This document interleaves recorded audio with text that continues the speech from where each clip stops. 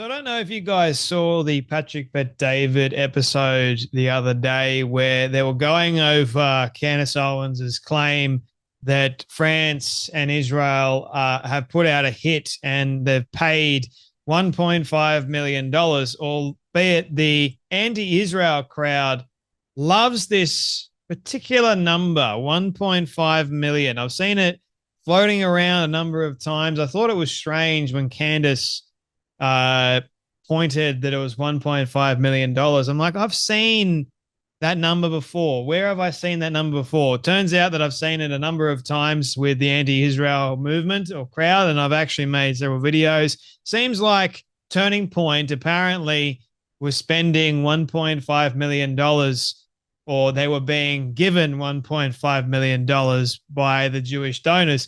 Seems to like this very interesting number, right? 1.5 million. Why is that? And Candy is saying that France and Israel spent the tune of $1.5 million, putting out a hit on her. There's no evidence for it whatsoever. And it was interesting to me to watch.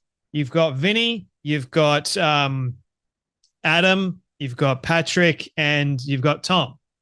And they're all discussing Candace Owens. Now, I want to show you certain segments. And there's one particular segment that actually made me laugh. And I was going, Adam, okay, sometimes I don't agree with you, but I agree with you on this because this was actually pretty funny.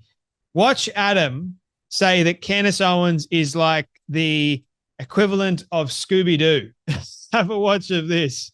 Candace is one of the most gifted communicators out there.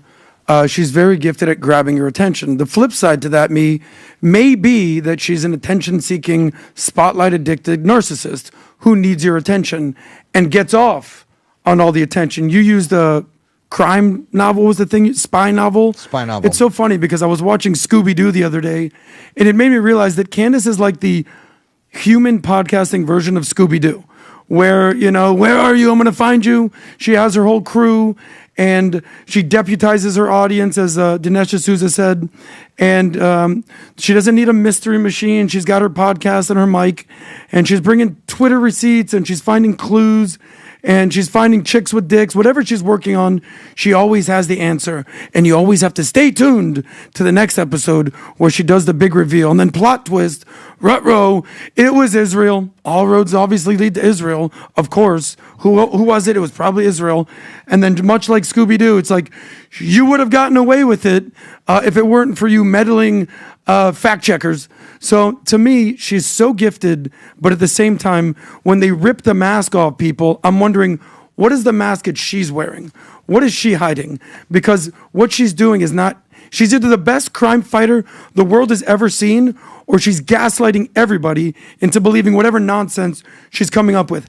I don't know which one it is, but it's one of them.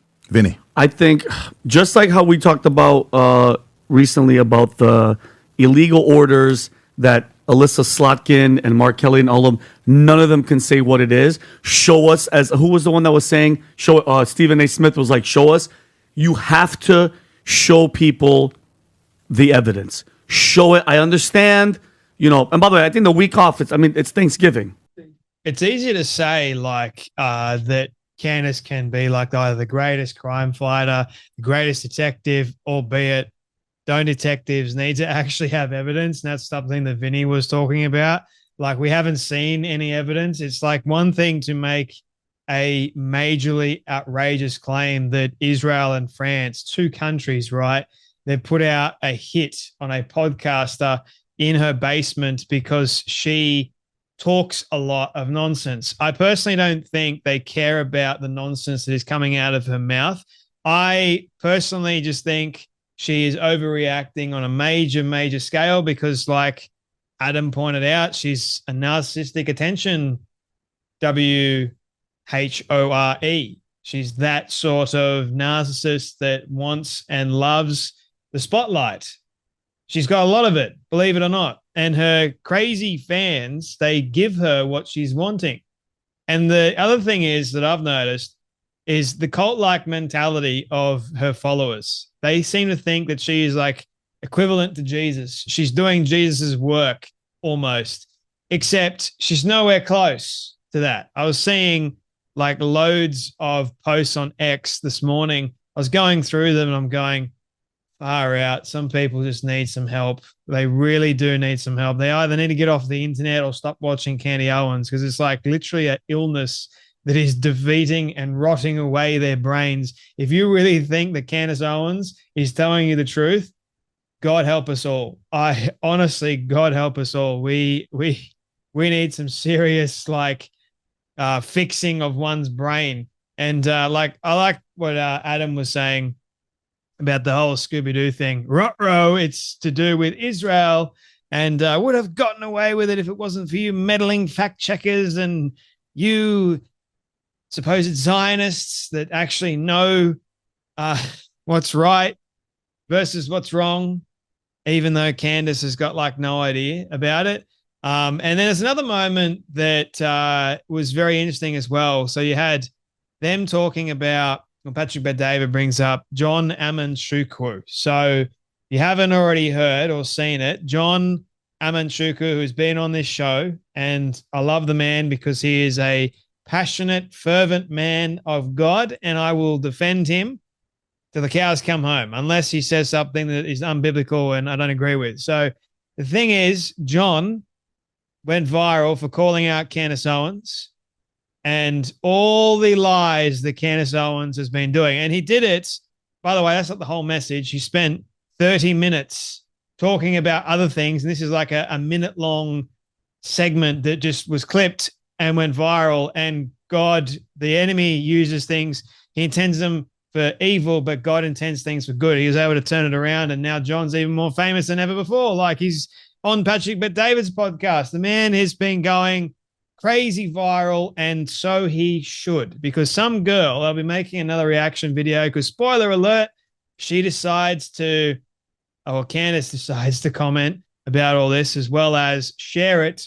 The girl that made the original video decides that she wants to do a follow-up video. And I really do feel for young people's brains. If they think that what John said is not Christian, they've got to look at their Bible big time. And I'm really worried about lots of these younger Christians that are listening to these influencers online that don't actually know the Bible. That girl is a fan of Candace Owens. That should tell you everything you need to know. So because she's a fan of Candace Owens, it doesn't even talk about things unless she tries to twist it. She twists the Bible to suit her own ideological narrative. She's done that many, many times, and I've spoken about it many times as well. We don't need to go over it, but this is the kind of young person that is looking up to people like Candace, the kind of young person that goes viral because she's going, John was making this all about Candace Owens and spreading hate and division. I didn't see hate. I didn't see division at all. But supposedly Pastor Lucas Miles, who's the organizer of Turning Point Faith, he commented and he basically ripped her a new one, which was in love, by the way. You're supposed to rebuke people in love, but they don't like that. They don't like being criticized. But anyway, have a watch of Patrick Bet-David speak about the John Amanchukwu situation. It doesn't seem like they've so then here's what I would say. If he's at a Turning Point USA on stage saying something like that, that means him and Erica Kirk have to be on the same page. But Turning Point USA brings a lot of speakers. That doesn't mean that everybody, like Erica and I, don't have a relationship together. So it's not like, I've met her many times, a handful of times with Charlie, but it's not like there's a direct relationship and contact there. We just simply support the family. For him to say that, okay, got it. He's making his point there. There's some other thing you were talking about. Tim Pool. Tim Pool said something. I think Rob found like a clip where I'm going to give my final thoughts on this. Rob, if you want to play this final clip with Tim Pool, and then we'll get into what I'm thinking is going on here. Go ahead, Rob. I'm like, how come nobody came out and said Candace is in on it? Not his question. I think I saw some of those tweets. That why does she employ a law firm that works in a federal building or in a building with a bunch of federal undercover, whatever? And so my response was jokingly like, whoa, that proves that Candace is part of the PSYOP and she accidentally just outed her handlers. There's an interesting conundrum in a show claiming that you'll be silenced for criticizing Israel and people are trying to kill you while having one of the top podcasts in the world for years now and making tons of money doing it. I kind of just find it hard to believe that YouTube, Spotify, Apple are all like, let's prop this up. Because Nick Fuentes got banned, mind you. And she's like, remember, you can't say these things, otherwise you'll get banned. And then she's promoted massively on all these platforms. Nick Fuentes is on Spotify and he gets banned when his podcast grows and he's censored. But Candace Owens is propped up on all these platforms, promoted, and her lawyers are in the same building as the feds. Some things. YouTube's always chosen who gets to be number one and who gets views. So I do think it's a fair question.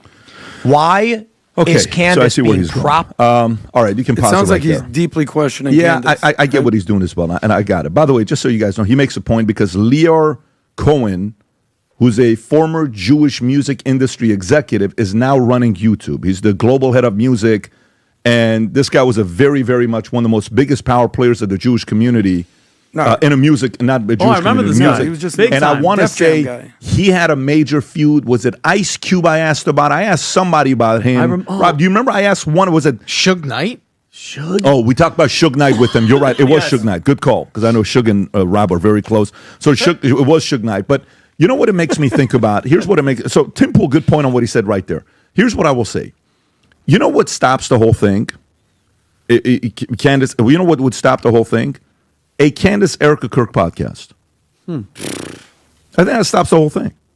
Because you know what that does? That finishes everything off. Let's go through on a few different things.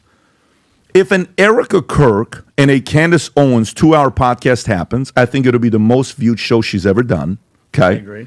And the world will finally see and say, oh, there is a real relationship between them two. Yes. We know there's a relationship with her and Charlie, of course. We've seen it. There was, yes. But we don't know what that relationship looks like. Maybe Erica Kirk is on Candace's side. Maybe Erica Kirk doesn't have any problems with this. And by the way, if she doesn't, then guess what? Nobody else can say anything else, and everybody's got to move on that specific front. I agree. That comes up to what the Charlie Kirk and the Erica Kirk. Let's set that one aside. Now let's go to the next one. Okay, the hit, the $1.5 million hit that's been put on Candace. Her claims that she's also told the U.S. government, et cetera, et cetera. Okay, great. So when you go and process that one, here's a few things you got to go. There's only one person knows whether this is real or not, and it's Candace and her husband. Nobody else knows this but them, right? Is it fair to say that there's only if it's a credible and actual threat, meaning they have the information in front of them, that's or them. whoever Okay. gave them the information. Phenomenal. Okay, so she found it. Great. Yeah. So or whoever gave that, and maybe that person is That's what I'm also saying. playing like. You know that whole one video that they show that she's reading off the address, and the address happens to be her lawyer's address, and they're like somebody spoofed her or whatever word they used that they got her. Dox. Oh yeah, not doxing her. It was somebody send out a real credible email, and it's like, no, this is actually your lawyer's office that we're given, but happens to be CIA. Anyway, so maybe somebody is doing that with her. Is there a possibility that a death threat would be given to somebody like Candace Owens? 100%. To anybody that thinks it doesn't, 100% for the stuff that she's talking about. Of course, there's credibility that it could happen. I have a list of 50 names. If I were to rank the 50 names of where she would rank of content creators, she's definitely in the top 10 list. Some could argue she's in the top 5 list, okay? So let's set that part aside. That is there likelihood that something like that could happen? Yes, she's very loud. She is constantly pushing the envelopes. Okay, so that could be the possibility. All right, let's go to the next one. The next one is how many things has she so far gotten right? I don't know, but I do know a lot of people are following the stories very closely. Mikey And, the Bill Ackman, the $150 million, Bill Ackman had to respond and say there was no issues here, $150 million Netanyahu offer, the letters, and then Netanyahu shows the letter that Charlie Kirk wrote that said, I want to help Israel to deliver the messages better. Mm-hmm. He wanted to be a Catholic. There's plenty of clips that said he had no interest of ever being a Catholic. One of them was with Michael Knowles. So a lot of this stuff has happened where people are kind of speculating on what's going on. One documentary I believe everybody needs to watch is the story of Morton Downey Jr. It's called Provocateur. And the challenge with, success is the following. It's very challenging. Very, very challenging. This happens to athletes. This happens to Hollywood. This happens to actors. This happens to women. This happens to men. This happens to everybody. Where, you're playing. Like the other day, they're showing a clip of LeBron James. Luka bumps into him, falls down, but LeBron doesn't offer to pick him up. And they're saying that LeBron now doesn't like the fact that Luka's becoming the face of the Lakers. Guess what, LeBron? The reality is you're no longer the 32-year-old LeBron, right? And that kind of happens. 40 years old. I think Candace is in her peak, so I'm not going and saying this. But what Morton Downey Jr. did is he had a TV show at one point that was a top TV show, passing Montel Williams, passing Rosie, and passing Oprah Winfrey. He was crushing it with the ratings. If you've never seen this documentary, go watch it. It's absolutely sick. Incredible documentary. Eventually, he got to a point that he was so on fire that one day he tells his producer to cut his hair in the airport, I'm paraphrasing what happened, and write the swastika sign on my face to say the KKK and stuff like that, they're coming after me. And then a few months later, the producer on Phil Donahue's show, I believe, went on there and said, I can't be in on this anymore. This is not true. This never happened. I feel like crap. I had to come out and, say this because this never took place. You know what happened to Morton Downey Jr.? Disappeared. Nobody knows who Morton Downey Jr. is today. And the only reason you do is because you probably watch that documentary. Go watch the documentary. Hands down is insane, okay, on what happened there. So that's that part. So maybe that's what's going on. Maybe she's entertaining, and I'll tell you the last thing here, that any of these things that could be taking place is, the last one is, maybe, just maybe, when you talk to lawyers and you ask lawyers, what do you think is going on? You talk to entertainment lawyers. Maybe the lawsuit with Macron, they have offered everything so far. Maybe they have offered everything so far that it's getting so nasty that there needs to be an event for that lawsuit to be dropped, because we all know what happened when Alex Jones got sued and how much money was targeted for Alex Jones. What is that number, Rob? That was $1.4 billion. I don't know what the number was. There was a B in there. And it gets to a point that you realize some of these lawsuits can destroy careers. So one lawyer said maybe that's what's there, $1.5 billion to liquidate his assets and all this other stuff. Maybe that's what's also going on. I don't know. All I care about is the following. We have a couple things here that we do with the podcast that is very hard. Now, we don't know the relationship that Patrick Bet-David has with Candace Owens. All we know is that Patrick has had Candace on the podcast a number of times. So they would have text messages, right? And Patrick's got one of the biggest podcasts out there, right? Now, wouldn't it make sense, right, if Candace Owens is making this wild claim, this wild accusation that France has hired assassins to take her out, wouldn't it make sense for her to share all of this evidence to all of her fans so they can share it wild, so they can prop it up? Wouldn't it make more sense for her to actually start going on podcasts like Patrick's one, like Tucker's one, like so many others, and even Tucker?